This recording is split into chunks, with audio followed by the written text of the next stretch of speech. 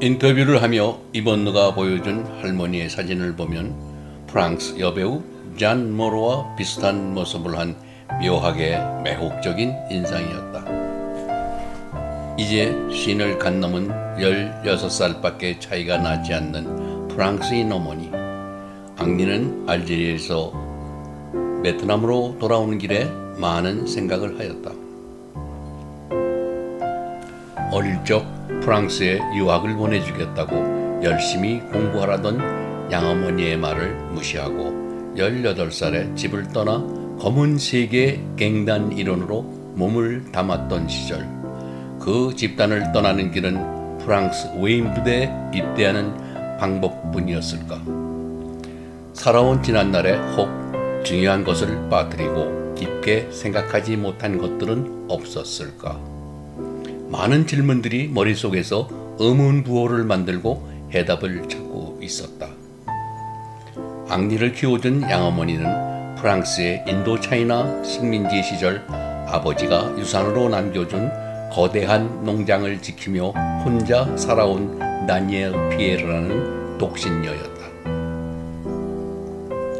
그녀는 왜 호녀라를 데려다 기르며 독신으로 살아갔을까? 그 해답은 죽으며 남긴 그녀의 일기장에 적힌 글에 있었다. 오랜 세월 동안 썼던 그 일기장은 매일 쓰는 일기장이 아니고 어떤 때는 매일 썼으나 어떤 때는 한 달을 건너뛰었고 그리고 장을 넘길수록 1년에 한 번 혹은 1년을 건너뛰기도 했다. 그녀가 병석에 누워있으면서 쓴 마지막 글들은 그간 간직하였던 자신의 비밀을 모두 털어내듯 많은 분량의 글을 썼다.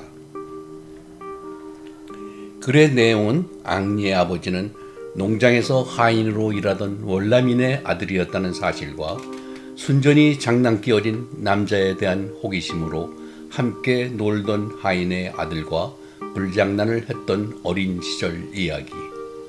아이가 생겼다는 사실에 그네 아버지는 분노했고 아이를 만들어준 소년을 베트남인이 10만 명이나 용병으로 보내진 1차 세계대전의 유럽 전선으로 내몰았다는 대목에서는 책장에 눈물 자국까지 있었다. 앙리의 아버지이자 이번네의 할아버지인 베트남인 소년은 1차 대전에 프랑스 용병으로 유럽 전선에 끌려가 출전하였으나 자신에게 아들이 생겼는지조차 모른 채 명분 없는 전투에서 세상에서 사라져갔다. 순전히 어린 나이에 호기심에 쉽게 접해본 남성, 마치 놀이개처럼 가지고 놀았던 베트남인 소년의 운명은 신이 아닌 프랑스인 소녀에게 결정져진 것이다.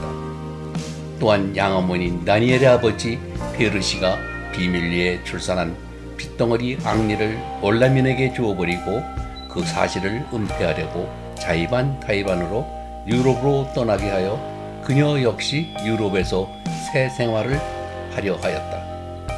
짧은 시간이었지만 처음 사랑을 느낀 사람도 전쟁에서 일찍 세상을 떠나 몇 번 새로운 사람들을 만났으나 매번 그녀가 정착할 남자는 나타나지 않았다는 이야기도 적혀 있었다. 아버지 피에르시의 사망. 다시 베트남으로 돌아와 농장과 재산을 관리하게 된 일. 그녀의 참에 어린 글들은 그녀가 왜 독신으로 살며 그녀 자신을 수도원에서 고통으로 자학하며 하느님을 찾으며 농사짓고 사는 도미니크 수파의 수사와 같은 운명으로 얽혀 매어 놓았는지를 설명하였다. 학교 갈 나이가 된 7살의 아들 앙리를 찾아 데려다 키우며 자신이 생모라는 사실을 숨기며 살아온 일과 자신의 이기심으로 자식을 버렸던 과거 때문에 그녀는 숨이 붙어 있을 때 앙리에게 고해 성설을 하고 싶었던 건 아닐까. 그녀는 일기장과 함께 정식 유서를 써놓았다. 농장과 토지를 포함한 모든 재산을 앙리에게 상속한다고. 남들에게 보여진 성공한 사업가에다 재산가인 다니엘 피에르의 장례식에는 많은 베트남 상류층 사람들이 조문을 하러 왔었고, 그 조문객 중에 당시 수상 고딘디엠의 동생 고딘누도 부인 전네 수안과 함께 왔다. 앙리는 하노이에 있는 프랑스의 명문 외국어 학교를 다닐 때 여러 번 마주쳤던 여학생 전네 수안을 만나 인사를 하였다. 베트남 완시 왕조의 귀족 집안 출신 전네 수안은 상류층 가문의 14세 연상의 고딘누와 결혼하고 베트남의 옛 왕도 후에시에서 살았는데, 디엠프에프 전투 결과 프랑스가 패전하자 그 여파로 베트민군에게 후에시까지 함락당하여 베트민군에게 고딘디엠의 맏형 고딘 고인은 생매장으로 죽임을 당하였고, 그녀를 포함한 그녀의 일가는 비참한 강금 생활을 하던 중에 2명의 오빠가 총살을 당하였다. 그 후 그녀는 강렬한 반공주의자가 되어버렸다. 1955년 프랑스군은 북베트남에서 철수를 마쳤고 남쪽 일부를 점령한 호지민 베트남인군도 북위 17도선 이북으로 철수하였다.